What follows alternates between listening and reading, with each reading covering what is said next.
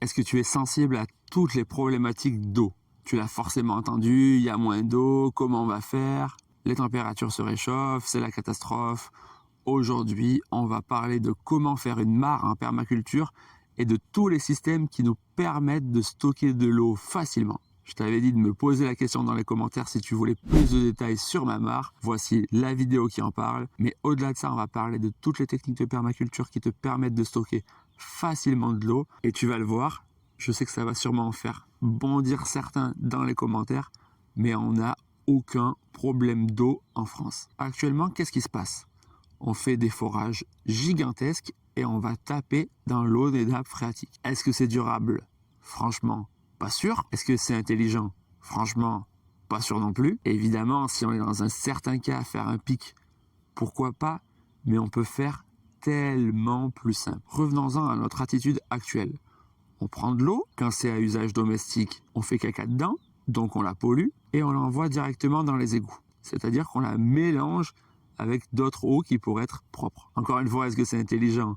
Pas vraiment. Donc on va revenir au premier principe de David Holmgren que je vous cite à chaque fois, observer et interagir. La première chose qui a fait la gloire de tous les empires du passé, c'est la bonne gestion de l'eau. À l'époque, au Colisée romain, on avait tellement d'eau qu'on faisait des joutes à l'intérieur. Et quand vous visitez des temples comme celui d'Angkor, vous voyez de grands bassins devant. Qu'est-ce qu'on peut apprendre de ça? Qu'est-ce qu'on peut comprendre de ça? La première chose, c'est capter un maximum d'eau. Donc quand vous arrivez sur un projet, vous repérez toutes les surfaces étanches. Actuellement en ville, on manque pas de surface étanche, c'est le moins qu'on puisse dire. Donc il faudrait qu'on connecte l'intégralité de nos toits, de nos routes, de toutes les surfaces bétonnées à de la récupération d'eau. Ensuite, il faudrait filtrer cette eau et la mettre à disposition. Et ça, on le sait le faire très facilement. Alors tu vas me dire, oui, mais il pleut moins. Et là, encore une fois, j'ai envie de te dire, regarde le passé, regarde les bases de données. Là, je te mets InfoClimat. C'est un site que j'aime bien regarder. Et moi, ici, je fais mes propres relevés. Et j'ai pas vraiment l'impression qu'il pleut moins. C'est pas régulier. Et quand on regarde l'histoire dans le passé, ça n'a jamais vraiment été régulier. Là encore, je pense que ça va en faire bondir certains dans les commentaires. Mais les chiffres, c'est les chiffres. Il suffit de regarder ce qui a été mesuré et de comparer chaque année. On a même la chance d'avoir des historiens comme Leroy Ladurie qui ont compilé dans cet excellent livre tout ce qui s'est passé pendant 1000 ans et qui pourrait vraiment vous intéresser si vous avez envie de creuser à fond ces sujets. Mais quand on s'y penche profondément, tu verras, l'aléatoire a toujours fait partie du climat. Alors une fois qu'on a capté l'eau, filtré l'eau et qu'on l'envoie dans les foyers, il faudrait bien sûr créer des systèmes pour la réutiliser et bien évidemment arrêter de la polluer. La première étape, c'est faire un toilette sec. En plus, je ne sais pas si tu as déjà essayé, mais moi je trouve que c'est super agréable. À savoir qu'un toilette sec, normalement, ne doit pas sentir mauvais. Si c'est le cas, il suffit de rajouter un peu de carbone et que ton urine est bienvenue au potager lorsqu'elle est diluée dans l'arrosoir. C'est un engrais naturel et super puissant.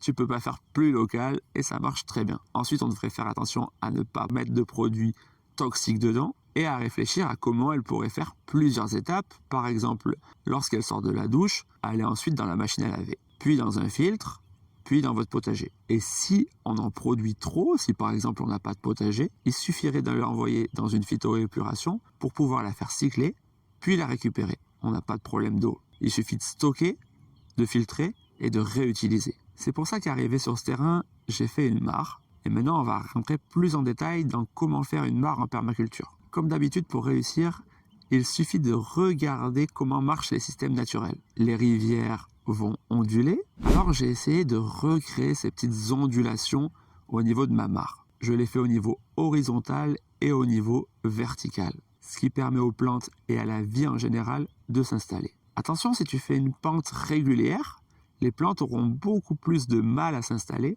Moi, j'ai préféré faire des petits paliers, ce qui permet, comme d'habitude, tu le sais, j'en ai parlé dans les vidéos précédentes, de faire un maximum de microclimat. Ce qui fait que j'ai jamais eu de moustiques ici. Tout simplement parce que j'ai tout de suite eu les prédateurs qui sont venus pour réguler la surpopulation. Pour ça, je t'invite vraiment à faire différents étages et à faire plein de petits recoins qui fait qu'il y aura toujours une partie de ta mare à l'ombre. Ensuite, moi, j'avais vraiment besoin ici d'étanchéifier ma mare. Alors, j'ai mis un EPDM. C'est pas génial, c'est du plastique, mais c'est censé être très durable. Tu peux faire différemment si tu as de l'eau déjà à disposition, avec de l'argile par exemple. Mais on aura du mal à obtenir quelque chose de vraiment étanche, surtout sur un sol sableux comme le mien. Il y a une erreur qui arrive tout le temps, c'est pas mesurer le niveau. Donc là, je t'encourage vraiment à mesurer le niveau et à bien anticiper ça. Une fois que tu as mis ta couche étanche, tu peux rajouter de la terre et là, tu verras, les plantes vont pousser toutes seules. La vie va s'installer à une vitesse extraordinaire et tout cet écosystème va se réguler tout seul. Dernier point super important, pense bien à prévoir un moyen de vider ta mare.